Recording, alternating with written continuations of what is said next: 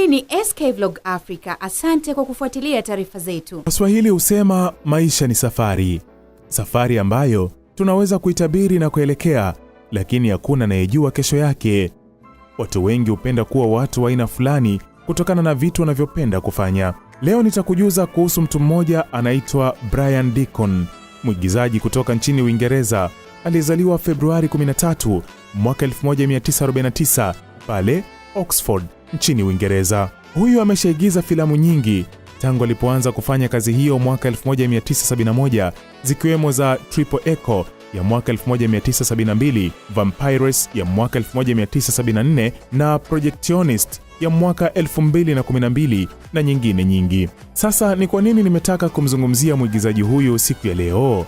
Ni kwa sababu ya filamu aliyoigiza mwaka 1979 ya Jesus. Hii ni filamu iliyompa maarufu zaidi ulimwenguni kuliko filamu zote alizowahi kucheza. Aliigiza akivaa uhusika wa Yesu Kristo katika filamu hiyo, mpaka watu wengi kudhani ya kuwa yeye ndiyo Yesu kutokana na kucheza maisha yake kwa umakini mkubwa. Katika historia yake, Deacon alikuwa amejikita zaidi kufanya kazi zake nchini Uingereza, na katika filamu hiyo alikuwa ni mtu pekee aliyechaguliwa kuigiza nafasi hiyo kati ya watu 263 waliojitokeza. Filamu hiyo imepatwa kutazamwa na watu zaidi ya bilioni 6 duniani kote. Katika maelezo yake, Brian anasema siku moja wakala wake alimpigia simu na kumwambia kama anaweza kwenda kufanya majaribio ya filamu ya Yesu.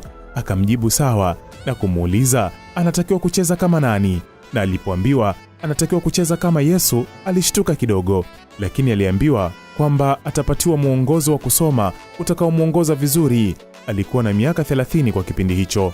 Deacon anasema kiuhalisia alikuwa sio msomaji wa Biblia, lakini ilimbidi kusoma Injili kila siku, tena baada ya kutoka kuigiza. Anasema alizungukwa na watu wa imani waliokuwa na karibu kurasa 300 walizotakiwa kuzikusanya pamoja kutoka kwa wanafunzi mbalimbali wa dini, na walikuwa wakitoa shuhuda mbalimbali. Deacon alipewa na kuhadithiwa kitabu cha Luka. Alikisoma mara kwa mara.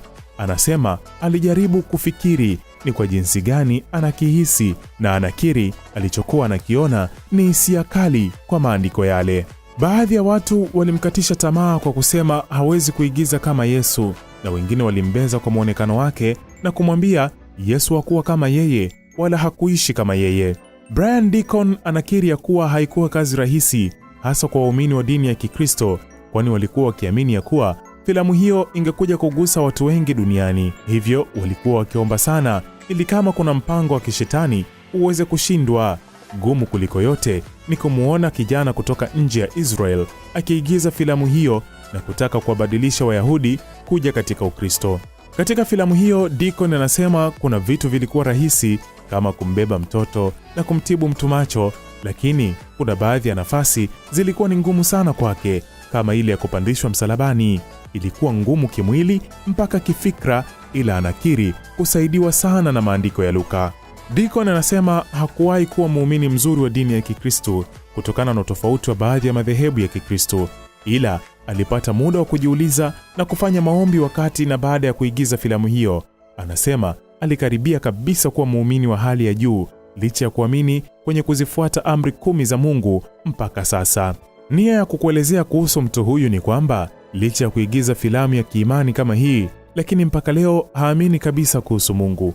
Aliwahi kunukuliwa akisema ya kuwa anakumbuka sana akilini anaposikia Mungu ni mwema, anajali, anaishi kote na mambo mazuri yote yako kwake, lakini bado ameweka moto ambapo wanaofanya makosa wataenda kuchomwa milele.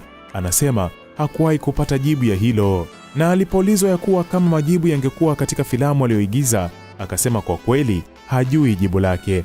Deacon anasema baada ya filamu hiyo alipata shida kiasi, kwani kila mmoja aliamini ya kuwa yeye ni mtu mwema sana, mpaka kuna baadhi ya vitu vya hatari vikitokea huambiwa yeye ni mtoto wa Mungu, asiogope. Anasema yeye ni mtu wa kawaida kabisa, na amewasihi baadhi ya waumini wa dini ya Kikristo kuacha kutumia picha zake kuabudu, kwani ile ilikuwa ni filamu pekee. Tangu kuigiza filamu ya Jesus, Brian Deacon ameshaigiza filamu 22, ambapo filamu yake ya mwisho ilikuwa ni Mistaken ya mwaka 2013. Huyo ndiyo Brian Deacon, ama wengi wakimfahamu kama Jesus katika filamu ya Jesus.